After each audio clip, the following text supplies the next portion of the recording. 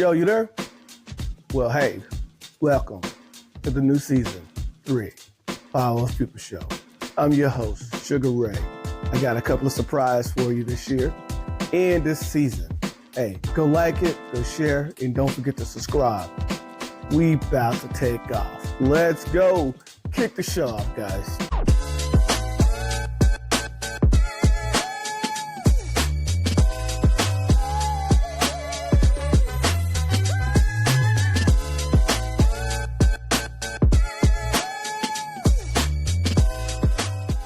Welcome back to the show, guys. Listen, this is season 3. We're kicking off season 3, the month of February, actually History Month, as you can see. Listen, I got a special guest with me today. I've been waiting to have this conversation with this guy. It's been a minute. We've been trying to connect, and we just haven't had the chance to. But hey, it's Black History Month, and we're back starting season 3. Let me go ahead and introduce my special guest, Mr. Anthony Fleming.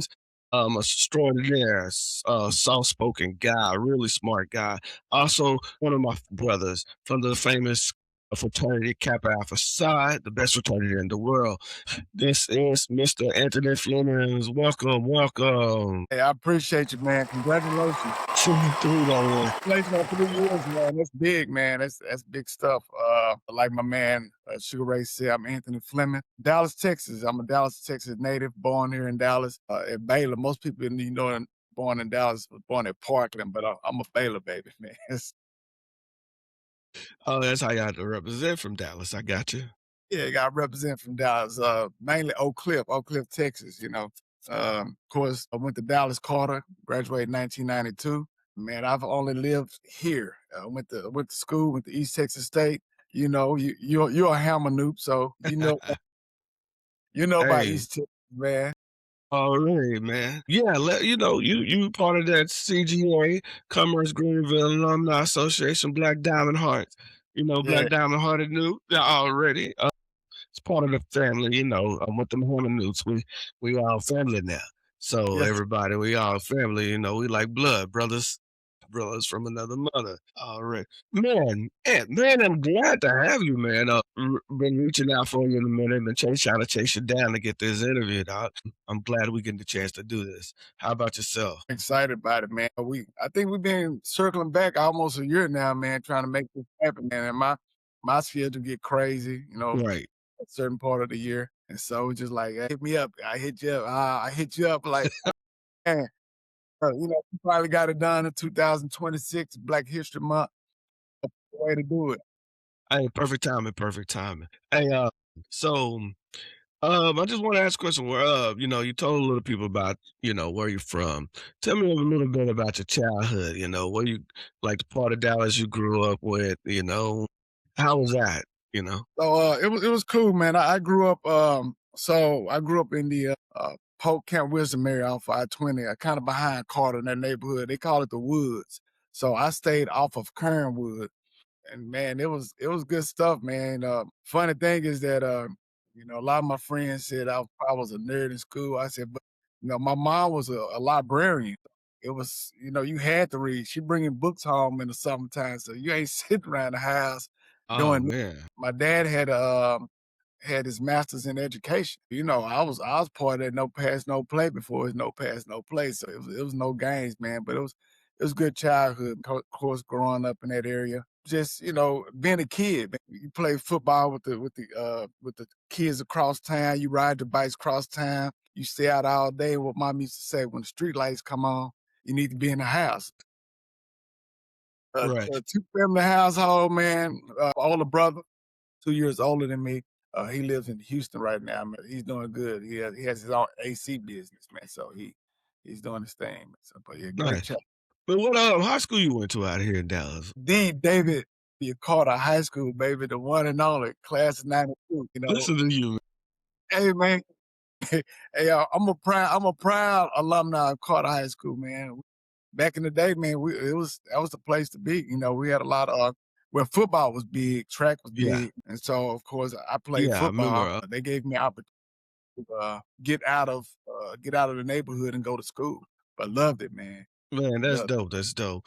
Then how you transfer, like, so, like, yeah, well, you attended East Texas State, where my alumni, you know, and then you went off and now you're into the real world. So, man, let the people know a little bit about you and what you're doing now. So, I'm kind of excited. So you could tell, in this Black History Month, it's not a lot of us get an opportunity to do the things that you are doing right now, and you're having yeah, a great impact on a lot on you are inspiration to me. So you're having a great impact on us. It's a little bit of different. So what you do, and people get to see you on Sundays. Let the people know. yeah. So it's interesting you would say that. East Texas grad. I majored in accounting. I played football. I majored in accounting, and my roommate at the time, he's like, "Man, why you majoring in accounting?" I said, "Bro, cause I know I'm not gonna be playing football forever." So my Right. mindset was that when I get out of school, I graduate, I was done with football. You know what I'm saying? I had nothing else to do with football. Just like, hey, I'm in the real world. I got to earn some real money, right? So I had a buddy of mine, he called me on the phone. He was a Pee Wee football official. Yeah. I'm gonna drop his name, Reginald Osborne. That's who got me started. I am one of 121 individuals that get to officiate football on the professional NFL level. So it's 121 guys and girls that officiate a professional football in the NFL, or 17 at my position. I'm a field judge on my college, my NFL crew. So that's what I do. Uh, Nice. Nice. how I got there, man. It's a story, man. All right, yeah, let's talk about it. Let's talk about it. You So, know, like I'm saying, yeah, like you started it, but go ahead. Let's talk about it. I so mean, but yeah, go ahead and tell us how you got there because hey, you already started some in there, but go ahead. yeah, so my mentor, well, my a friend of mine, close friend of mine, actually, we went to the same church growing up. He was the over the youth department, one of the people over the youth department. So I played basketball for the church. You know what I'm saying? Growing up, I always thought I was gonna be a hoop star, man. I never made it past 6 foot, though. 5'10", I mean, Yeah. so he was a Pee Wee football, and I didn't notice at the time. So he like, hey, you're done with college football. What are you doing now? I was like, man, I was just trying to stay active. Fresh out of school, you don't want to slip. I'm working out. I'm playing softball. I worked for the state comptrollers at the time, so I'm playing softball for the state comptroller's office in Yeah. flag football. Gotcha. He said, well, hey man, I need some help. I said, help doing what? He said, I got some games that I'm officiating. You want to come out and help me? And I said, Ray, oh man, I don't want to do that, bro. I said, bro, I don't even like officials. Real talk. I said, I don't even like man, cause I'm growing up, playing Yeah. football card in college, you just see Yeah. these guys that show up and in your mind it's like, man, They don't really care. they cheat. They say, that's your mindset, cause you don't know. Yeah. Never knew anybody with that background until he introduced himself as an official. Gotcha. So he said, no, he said, man, he said, I'll pay you, I think it was like $125, $130 for a Saturday. 4 games. I like, well, I don't have to like officials to go make some money. You know what I'm saying? Hey, you sound like all of us. Make some extra little change on the weekend, doing what we like. Man, the first job out of school, man, you may be making 30,000 a year, man. And so, that goes real fast when you trying to go out to the club scene and date and do all this kind of stuff. So I Right. like, I'm down with, all right, tell me what to do. So he assigned me my first football game. It was actually at Fort Worth Dunbar High School. I mean, yeah, the high school Pee Wee field. They had a Pee Wee field out there, man. And just so Yeah. this young dude, man, I didn't have a uniform shirt. He gave me a uniform shirt. I had some black shorts, and I still had the cleats black and white cleats that I played in when I was in Commerce. What?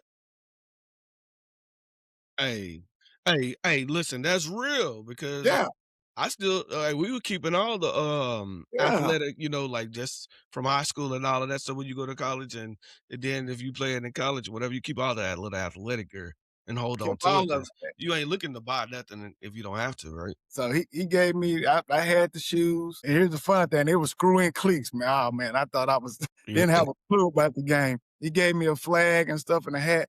And I went out there and I just like, after the game, I'm like, man, it's pretty cool. I said, I get to stay close to the action. without being in the action, and you paying me to be here? I said, say, bro, I said, Nice. real talk. I said, how do I do this for real? Yeah. He said, well, you can join the football association. I said, all right, cool. I said, but what does that look like? So he turned me on to DFOA, Dallas Football Officials Association. He said that before the season start, if you want to meet some guys, they do a study session at the Moreland YMCA. And so, of course, I'm intrigued now, man. You got my blood pumping because Got you wide open. yeah, I'm a football player, man. I'm just like, you paying me to be this close to the game? I'm like, all right, cool. So I started going to these study sessions at the Moreland YMCA. Yeah. Yeah, guys from all levels. I had guys that's been doing high school ball for a long time. Make guys that was doing college football, that was moving up through the ranks. And the guy that was he was the director of the Y, George Coleman. Okay. He was an ex-NFL official. You know, Oh, okay. So then you so start. this the first NFL official I ever met in my life, man. This dude, he was like, a gentleman, man, on all levels of the word. Just Yeah. he was a solid person. So he came in and he was talking to us, and his speech was, "We like to welcome you to football officiating." He said, Nice. "You could be whatever you want to be if you put the work in." So Yeah. I was like, I'm glued on him. I was like, all right, You're So locked in at that point. yeah, I'm locked in. He said, I could be whatever I want to be. So I'm sitting there, I see guys, me and another first year guy, we sit next to each other. I see college guys, this guy working in the SWAC. An other friend of mine, Michael Cooper, had just been hired by the Conference USA. So he's doing college football. And then it's NFL guys. And so he go around the room like, how far you want to go? And guys was like, I want to do this, I want to do this. So he came to me. I said, sir, I'm going to be honest with you. I said, you intrigued me when you said you was an NFL official. I said, so if I'm going to do this, I want to do that. I want to get to that level. And he said, I tell you what, he said, if you put in the work and show that you dedicated to it, you could get to that level. Man. You He know, just told you just like that. That's yeah. motivation right there. It isn't, but I didn't know the path. So I'm just like, well, cool, So I signed up, worked my first year. And, right, dog, I tell you, man, people that get into officiating, they think they know the game. But it's a different level. Bro, I probably messed up a whole lot, so I'm gonna apologize to all the coaches from like 1990. Nah, not doing that. Nah. Hey. I know I made a lot of bad calls, but on this end, I can say that because I know the difference, right? Right. But that was the calls you were making wasn't the bad thing. Is that if you made mistakes and somebody pointed out, make sure you don't keep making that same mistake twice, right? That's life. That's all. Grow up in it. Grow in it. Man, that's dope.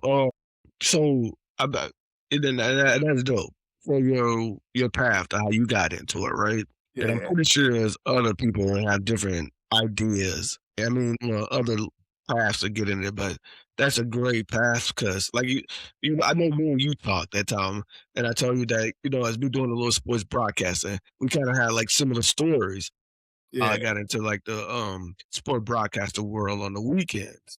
right.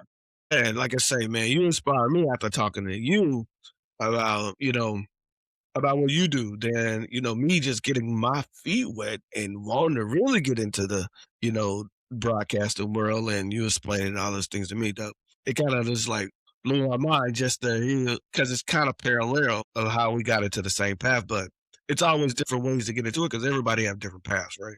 Everybody got different paths.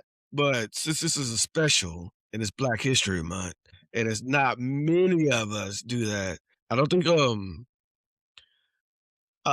of us understand that in this world, in this sports world, on the Yeah. other side, It's it's different.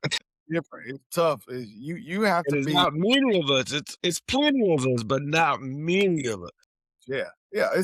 It's a lot of us striving to get to that next level, but not a lot of people that arrive at that next level. Because here's the truth of the matter, just like anything in life, you have to be that much more better, if that's a word, than your counterparts. And it's just life because people gonna see you differently, maybe Yeah. because of your background. It's just a little hill hood kid. He ain't Yeah. serious about this. He just here for the sports. He just want to be around the game. And sadly enough, and we we still in the world we live in. Some of it just don't like you because of the color of your skin. No matter what you do, it's gonna be the color of your skin that's gonna hold you back, right? Not what you have up here or not what you put into it. It's just that's how it Yeah, goes.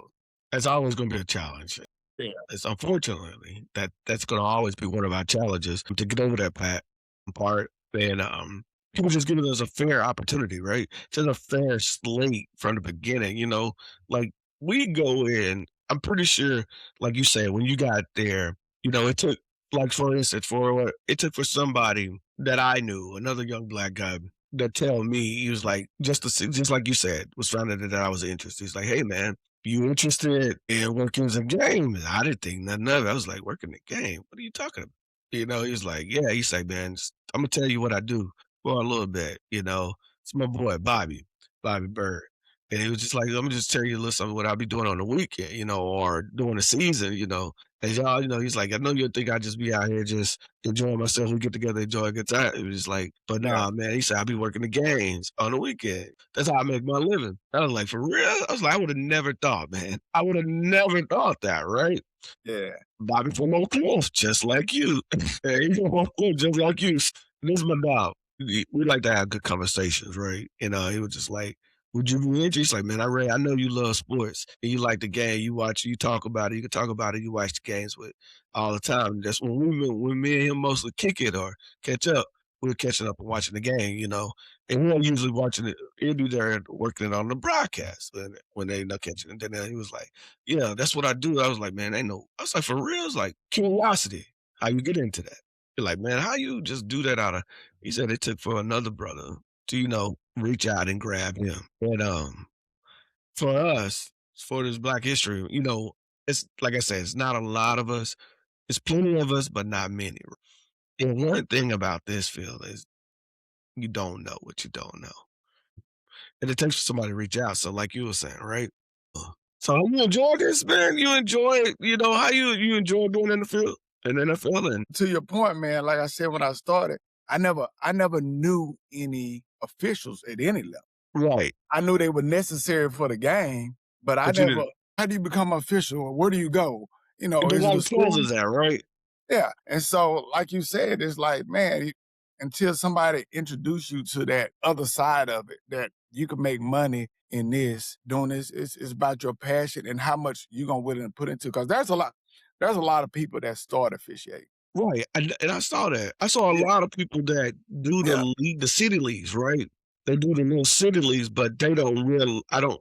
You know people that do the city leagues, like do like the high school games, do the little city tournaments, or the city little football league, baseball. But you don't never really think of somebody that that actually get to the pro level, Yeah, to the pro. right? And so it's work. I mean, so like you said, there's many guys out there, but it's what you're gonna put into it. So I'm gonna tell you, like when I got into the So you've been officiating for how long? I'm sorry, I didn't mean to say it interrupt. again. How long you been officiating? I've Over been the years, officiating collectively. collectively 27 years. I've been doing 27, 28 years this year, right? And then I started in '98. This will be my 6th year NFL. I spent my actual first college game, and it was crazy because I actually started doing college.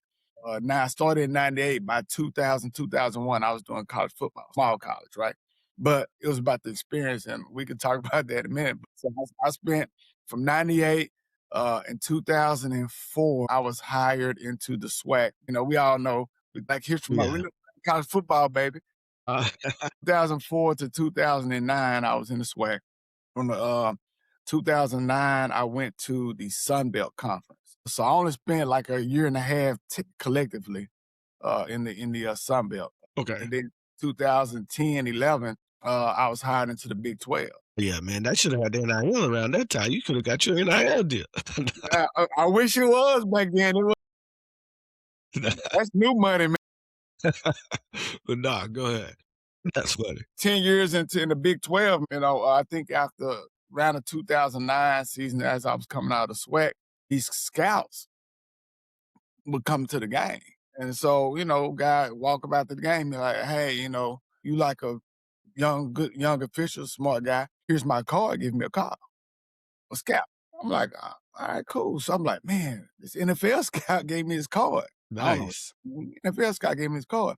NFL have scouts, just guys that work for them that go watch games and just kind of put guys into a pipeline. And so I got into the pipeline, and the pipeline. Remember, I started Big 12 by 2010. Yeah. Pipeline is that they have a system where they have. I guarantee this database probably have 5,000 officials in it from high school all the way up. They watching guys, and so what I started doing was I would load my schedule when I was in my end of my SWAC college career and into the next levels. I would enter my schedule every year into a platform, and so you never know when they show up. You just know that you may have a scout at your game. But I hear you saying like people scouting like high school, college, like players, they scouting, officiating the same way. It was taking that chance to put yourself out there, not being afraid, but finding recognition. You put yourself where you could be recognized or seen. I guess visibility is more where you're making yourself visible. Yeah, Visibility is a big thing. Yeah, and so when you get, I do it now. Man, I go to a game outside of working for the NFL. I also work for 2 college conferences as I'm a position supervisor for the Mountain West and Conference USA. Nice. So yeah, I'm out looking for young talent. You know what I'm saying? But these days it's kind of different. You got to go to these college camps in order to get into major college football. But I go to high school games, man. My daughter was a cheerleader. My other daughter that was on the dance team. I would go sit in the stands. You see guys like, and here's the thing, my mentor told me a long time ago, he's like, you need to be on your A game every game because you never know who's watching. Gotcha. Didn't know what that meant at that time, right? Man. He told me about, I was your mentor. You found a mentor in the referee world, in the officiating world. Yeah, from that first meeting at the Y. He said, hey, this is what you want to do? Here's your mentors. Why is that? Why was that important to you to have that mentor? I guess that's a good question. Yeah. Like when you say, like you explained that, and he's saying that. I guess you can finish that thought. Then why is that important to have that mentor and somebody that can lead you, guide you? Well, because like you said earlier, you don't know what you don't know, right? Yeah. I knew football. I didn't know football rules. Yeah, I mean, all these years you played football, you're like, I know that's holding. Yeah, I knew what holding was, but I didn't know the mechanics of holding, what makes holding holding. Like pass interference. And so my mentors, like high school mentors, they assigned me 7th, 8th grade games, and they would come to the game. And we would sit after the game, man, they would sit there just like, oh, you missed this, and they just go down the list, you know what I'm saying? But it wasn't to beat you down, it's to make you better, but it's your mindset that you take it as. Because you could take this criticism as like, man, these guys don't like me, I ain't coming back out here. Or you could take the criticism as, you know what? I'm going to fix that.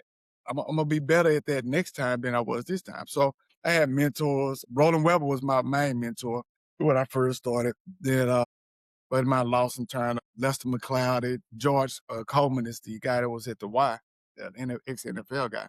And so I would latch on to these guys and just study the rules. And so they said things, you have to be mechanically sound. So you need a mentor because as just you, if I tell you that you need to know your football mechanics, you look at me like, bro, what you talking about? What is that? What's a mechanic? I'm working on cars, mechanically sound, and you have to know your rule. You have to know your rules.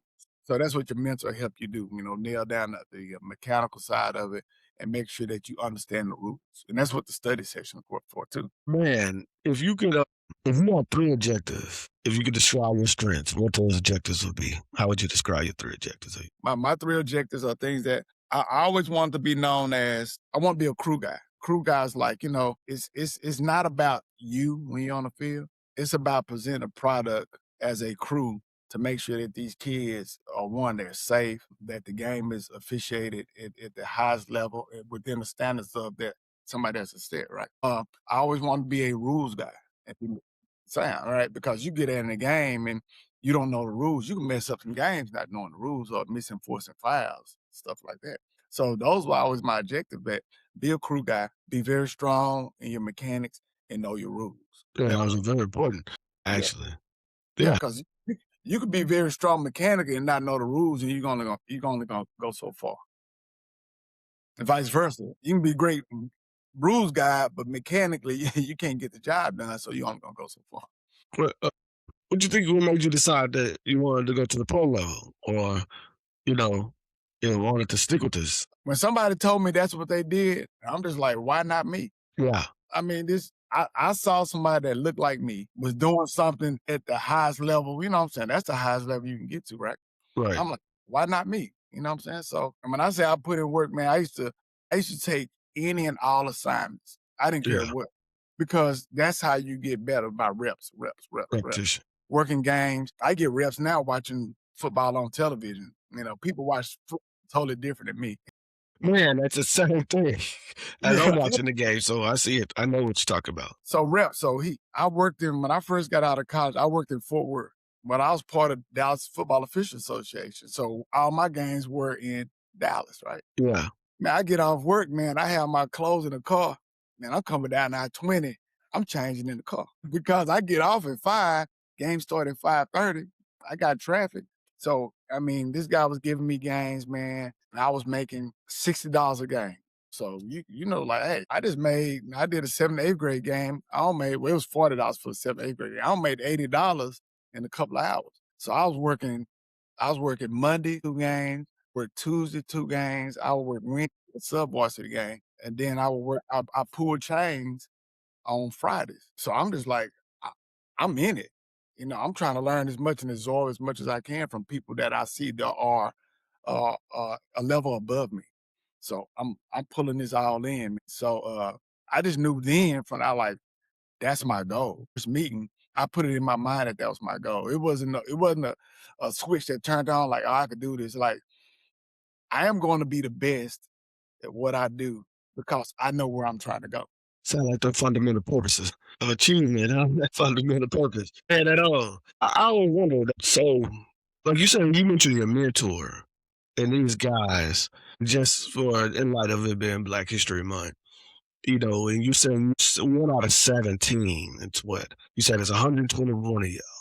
There's 17 of y'all in your position. That makes you 1 out of 17. That's a special crowd. That's a special group to be a part of in the NFL. 17 out of it's 30 teams. What 30? How many teams in the NFL? 32. But 32 teams, right? Look at the bigger picture.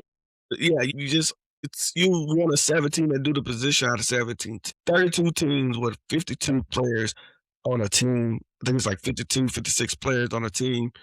And you went out of all of those that are surrounding the whole game that's actually a part of the game. You know what I'm saying? You're a part of the game, and that's a very selective group. And man, that's almost like a secret, like a fraternity. You're part of that. It is a fraternity that you're part of. Only but it even get bigger than just being officiating. But in your position, 17.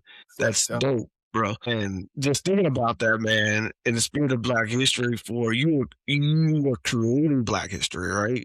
You are living Black history in the present day time. So what I mean, when I look at you and think of my man Ant. So when I can't imagine the time that I watched the game and I wasn't even looking for y'all. Like, hey, where my dude at? Hey, where my dude at? Like, I know you're on there. I mean, it don't even matter what. I could probably just talk to you yesterday, see you yesterday. And again, I'm looking for you like I ain't just seen you, I just talked. Yeah, so kind of funny though. But so that's man, how you feel about being modern day Black history? So you should be proud, bro. So I'm proud. I'm not big on attention, so people like put you on TV. I try to hide from the camera. I don't. That's why people say you want to be a white hat. Nah, I'm good because I don't have to be on TV. I don't have to be the face, right? But I'm gonna be a part of it. But when you say when you think about being 1 of 17, you have to take it back that every year people may retire from NFL. This year we have 3 deep officials that's retiring, right? Yeah. Well, now that pool of deep officials go from just 17 guys. Now I got a database of thousands of guys or hundreds of guys that is going to get the same opportunity that I got, going to get the call to be an NFL official. So now that pool is 17 of probably thousands of guys that want to be in your position, right? You And so already a part of that. You yeah, already in that pool. so that's a bigger picture that just like athletes, what they say, only the top 1% of athletes are gonna play professional sports. Yeah. It's the same thing in officiating. Only the top 1% of professional officials are gonna work at the next level. And your position is you have to go, you need the mentors, but you have to be on your game at all times. So it's exciting to be out there, man. What I strive to do is always make the right call. And I tell people that, and even the guys that I mentor, the guys that I'm supervising in the Conference USA at Mount West, that I'm harder on myself when it comes to officiating and getting it right than any grader will ever be, right? I can tell you after the game, I can go look at the film. I like, man, I didn't get that right. That's incorrect. And now I'm Yeah. looking at them to figure out what do I need to do to make sure that that never happens again. Yeah. Well, what has been like one of those moments, or I guess what has been one of the most, um, I guess, memories? What has been one of the best memories of being officiate in the league or officiating over your career? Like, what has been one of the best moments of your life, of your officiating career that you can remember? When people ask me what was my biggest game, I always say my biggest game is when I fell in love with football. So that was Yeah. on a Pee Wee field. You have to follow up with it. And then I have worked a lot of big. I mean, I've worked the national championship before. I worked That's a the big, Rose that's a big Bowl. game. A lot of Yeah, a lot of yeah. people try to pull for those games. Yeah, I was alternate in the Super Bowl last year. I've worked, 2 playoff games this year, 2 playoff games last year, so on and Yeah. so forth. And so you collectively uh, build a resume from your high school, even if it's like I never worked the state championship, Okay. Yeah. and I'm like, man, I That's think a I'm big deal as a high school. high school guy. I think I'm one of the best in the nation. I never got opportunity in my They're mind. gonna leave me out. They just gonna leave me out like that.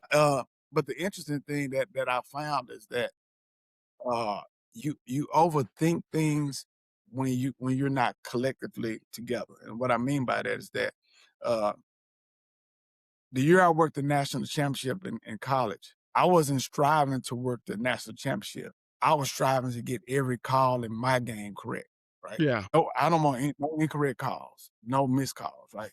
So I was just striving, just like, hey, I'm just gonna be good at this game.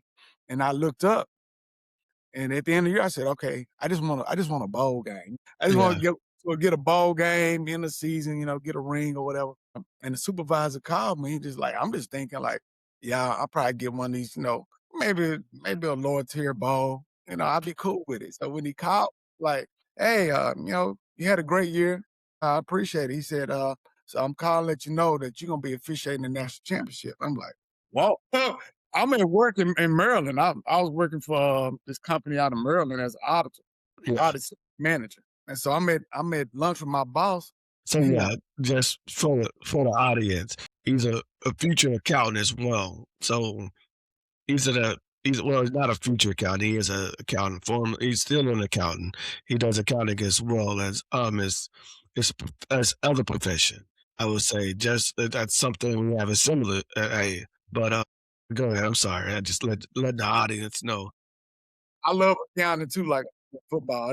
I think I have 2 jobs. I'm a compliance auditor for the most part. I have a passion for getting things right with auditing. You know what I'm saying? It's just like you do on the football field. So that's a passion.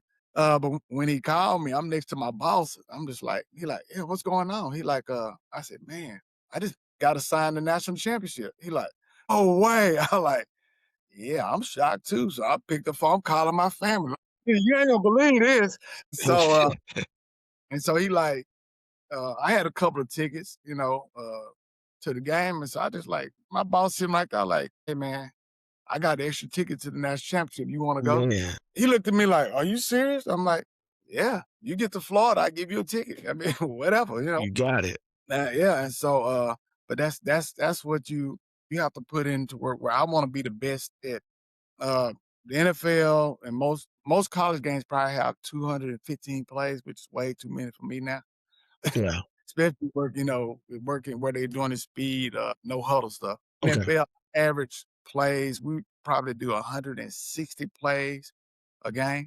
I'm striving for perfection on 160 plays, Gotcha. which means that you have to focus for 60 minutes, 160 plays in order to get to where you want to go, because not all officials in NFL work playoff games. You have to grade out. And a lot of people don't know that. We get graded. You get graded on every game that you do, from your mechanic, your judgments, to your calls, your no calls, all that stuff. And It's a real deal, dude. It's real deal. it's business, right?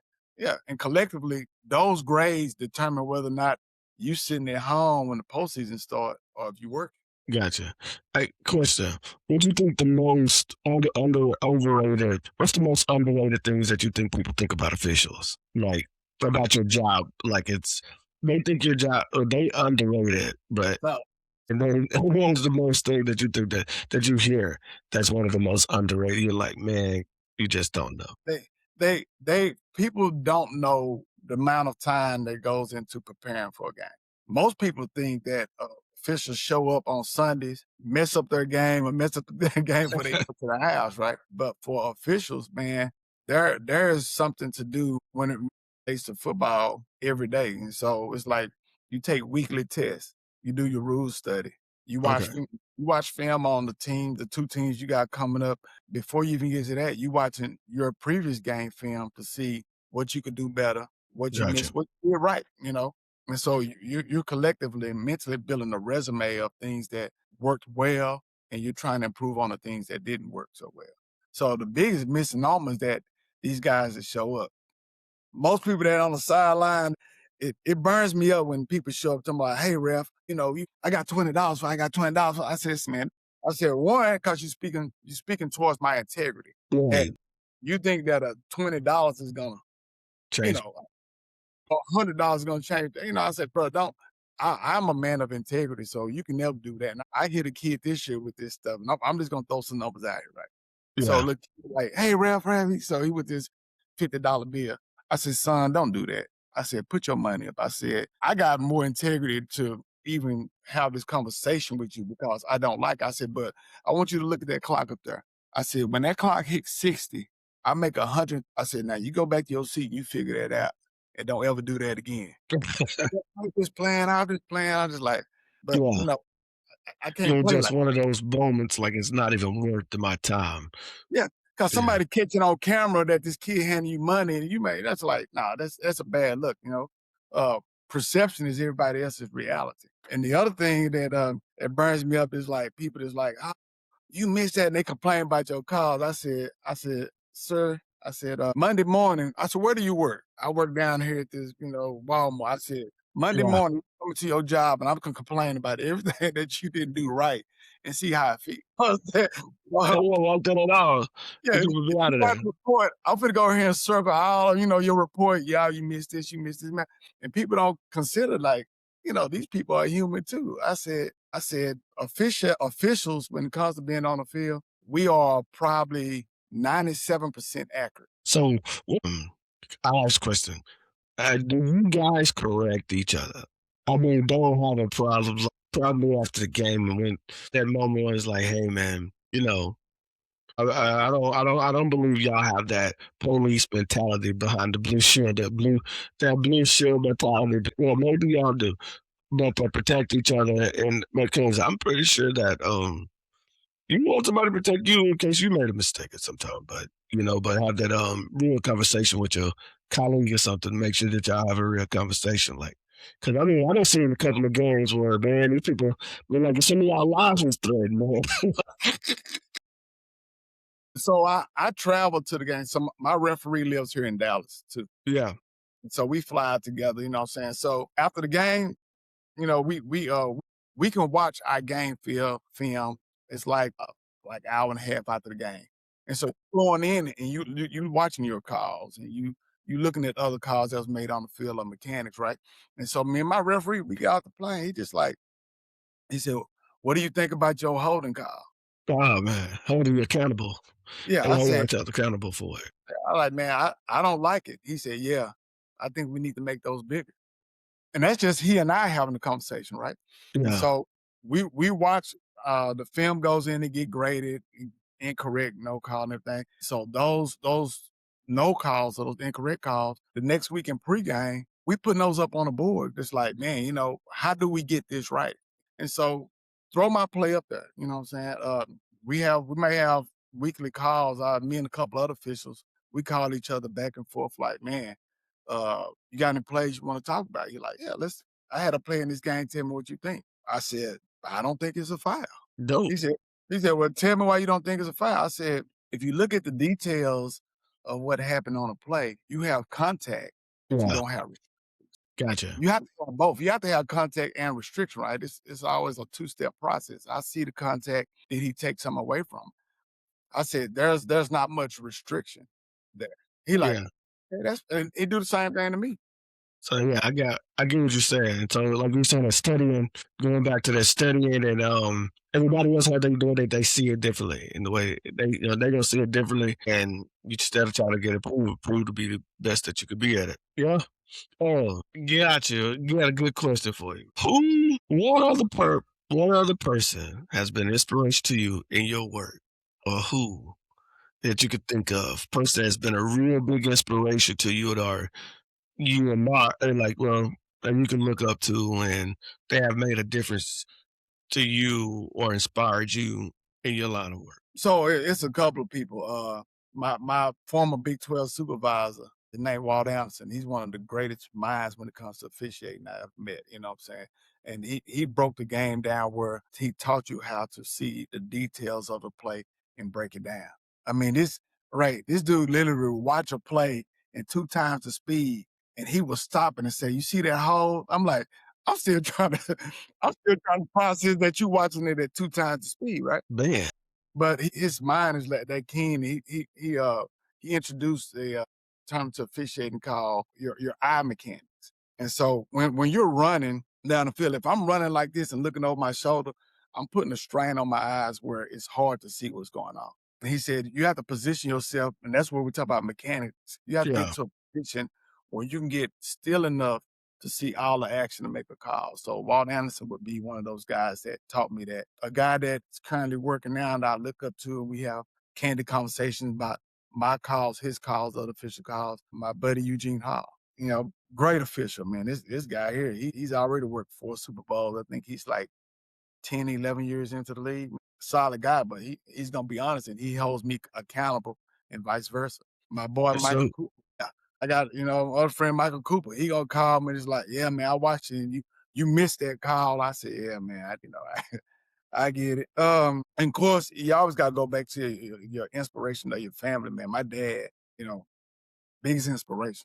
He used to, he used to tell me like, yeah, man, I don't think you got that call right on the sideline, man. I think he was out of bounds. Yeah, well, Dad, I'm gonna go ahead and be honest with you. That call was great and correct. That's kind of relationship we used to have, man, before he passed. And yeah, so he's always been an inspiration. 'Cause, that guy was gonna go out. He's gonna hustle. He's gonna make sure that his family was taken care of. That we didn't want for nothing. You know what I'm saying? And the list goes on and on. That guys that I'm inspired by. It's not one person doing everything. It's a collection of people that do things well, and I pull bits and pieces from what they do to make myself better. If that makes sense. that's dope. No, that makes a whole lot of sense, man. I think that's real dope. Have you came home from officiating and your kids had said something to you about your job for mentioned anything and said something and it was like, really? You just gonna come for me? Yeah, yeah, yeah, yeah. He like, my baby girl, she got a fly mouth like a daddy. She gonna say what's on her mind. I walk in the house. I saw you on TV. You look fat in your uniform. What fat? So now, so That's now, cold blooded. now I'm in, going to the gym on a treadmill. My baby said I look fat. I'm looking at the film like I do look fat. That's cold blooded. My other daughters, they just like. My friends get on my nerve because they're like, we saw your daddy. I get tired of talking about you in school when they, when they was in high school. I was like, I said, Dang. hey, that's fair. I get tired of talking about it too. So I get it. But yeah, Yeah, they honest, man. They not gonna they don't hold any punches, man. Them girls, they something that else. makes sense. That makes sense. Yeah. Man, I got one more question for you.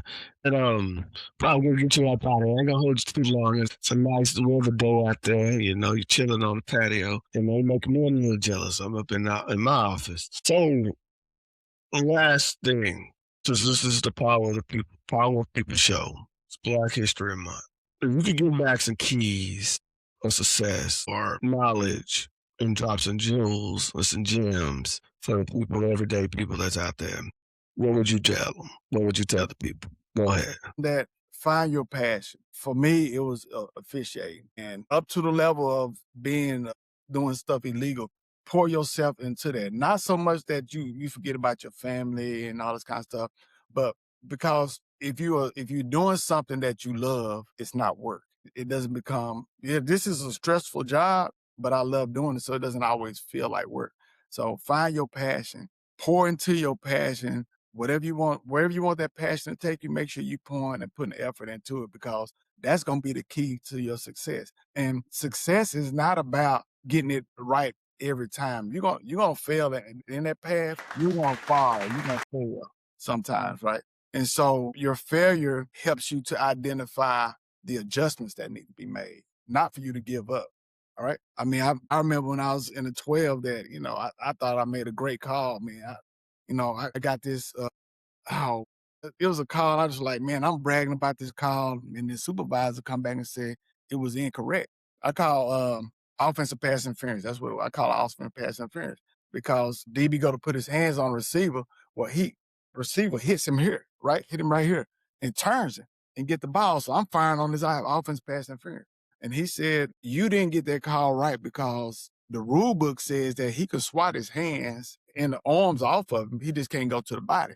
When he hit his elbow, that was legal. Yeah. So I'm just like, okay. So you have to understand where you're trying to go and take. And that was a failure because I thought I got it right.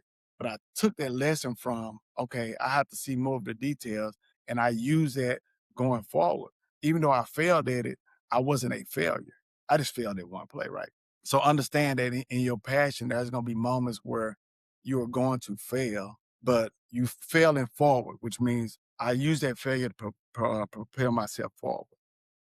So that's what I would share. And even when I go to these different schools and talk to kids, I'm trying to talk to more kids that look like me, because the amount of money you can make as an official, not a football official, as an official is outstanding, and you don't need a college degree. You just got to have the drive and want to. You can go down to Tasso or whatever. You can sign up and you can do baseball, basketball. They got flag football now in the summertime, and they paying anywhere from $75 to $100 do a game on a weekend, right?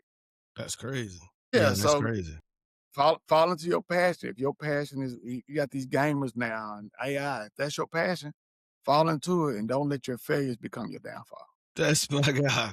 Hey, this is my man. That's Anthony Fleming again, my man. One of my frat brothers, one of the inspiration, a guy that I look up to.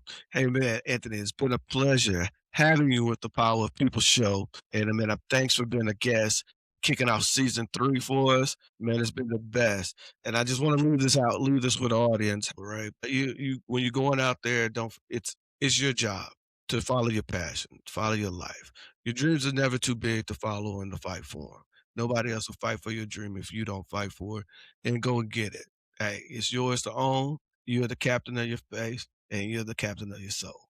Hey, Yes. thanks for being here. Thanks for joining us, the Power of the People show. Anthony Fleming. Hey, give a shout out to my boy, everybody. Give my boy a hand claps. And we glad to have him. Hey, man, it's been a pleasure. And do you want to leave the people with anything before you get out of here?